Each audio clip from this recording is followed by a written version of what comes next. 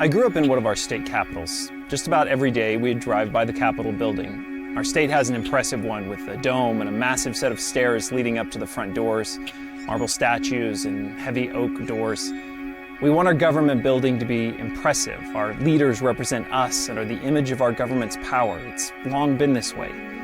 If you visit Israel today, you can still see the remains of luxurious royal palaces and massive fortresses built by these ancient rulers. King Herod had been prolific in building these monuments to his power and authority. As Jesus arrived in Jerusalem for the Passover celebration, he passed by many of those ancient symbols of the government's power. He had no palace, no throne. He came riding in on a donkey. Matthew concluded that it was a fulfillment of the old prophecy, "Behold, your king is coming to you humble and mounted on a donkey." We've been together now for several weeks, working our way through the Old Testament and into the New. In so many ways, all of these stories exist for this moment. This story, Jesus entering Jerusalem for Passover, what history has long called his Passion Week. This would turn out to be a Passover unlike all the others before it. Riding into Jerusalem, Jesus didn't make his way to a palace or to a king's throne. He would end up spending Passover with his disciples in a borrowed room. Jesus knew what was ahead. He was hours away from his arrest and crucifixion. So how does a king spend the night before his execution? Jesus got up from the meal, took off his outer clothes, and wrapped a towel around his waist.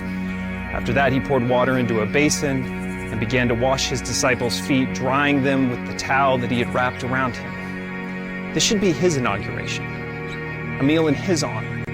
Why was he washing their feet? Shouldn't they be washing his? What kind of a king is this that would humble himself to become a servant of man? Jesus wasn't done. While they were eating, Jesus took bread, and when he had given thanks, he broke it and gave it to his disciples, saying, "Take and eat, this is my body." Then he took a cup, and when he had given thanks, he gave it to them, saying, "Drink from it, all of you. This is my blood of the covenant, which is poured out for many for the forgiveness of sins." While they held their bread and wine in confusion, Jesus knew that the next day it would be his actual body and blood that would be broken and poured out. In fact, the one who would betray him was sitting at the very table, holding in his hands those symbols of his life. Jesus led his disciples out of Jerusalem and over to the Mount of Olives to pray. He knew what was coming. Facing Jerusalem in the darkness, they watched that line of torches winding closer. It had begun.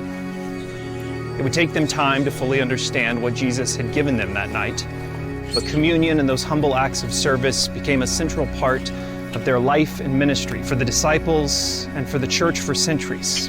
It's still ours today. To follow this king is to give, to serve, and to remember. Listen.